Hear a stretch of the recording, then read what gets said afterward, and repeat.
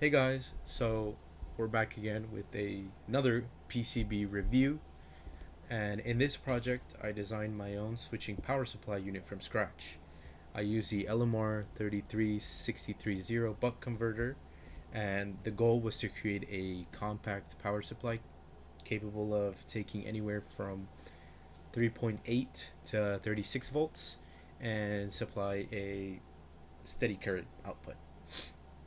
A steady 3.3 volts.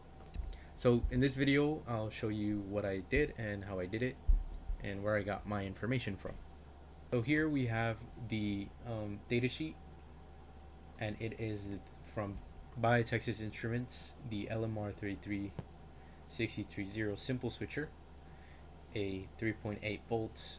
It takes an input of 3.8 volts to 36 volts, outputs 3 amps synchronous step down voltage converter. So most of my design comes from this data sheet, and I use just the you know I used only the application circuit, which is right here.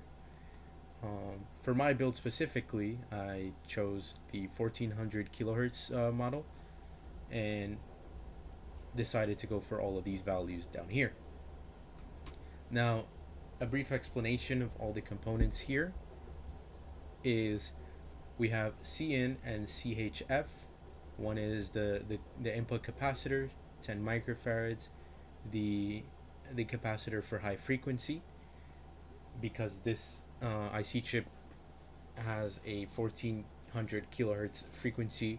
We need something smaller to stabilize the noise.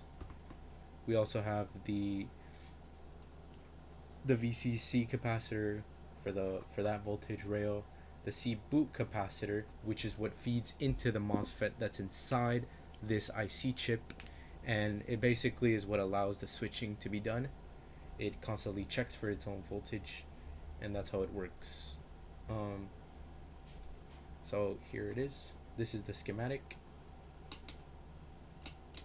It's basically the same. It's just different values for this specific model. And here I have the PCB design, the PCB layout. Everything is pretty close to each other. I wanted a small board. It's a compact board made made specifically for my club, for the club I'm in, which maybe we'll use it, maybe we won't. I hope I get funding so I can build it, and hopefully it works out. And here we have I have the back as the whole ground plane to avoid making it messy and stuff.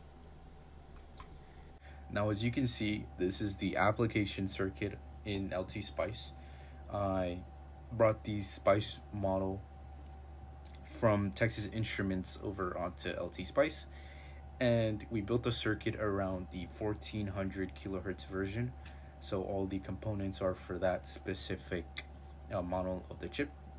As you can see, it starts off low and it plateaus at about 3.32 volts, which is perfect for what we need for powering the microcontroller and everything.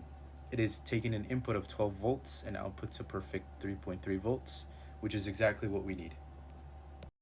So guys, I hope you enjoyed this video, and if you have any comments or any tips and tricks for these builds so I can improve upon, I would really be grateful for that. And thank you for watching.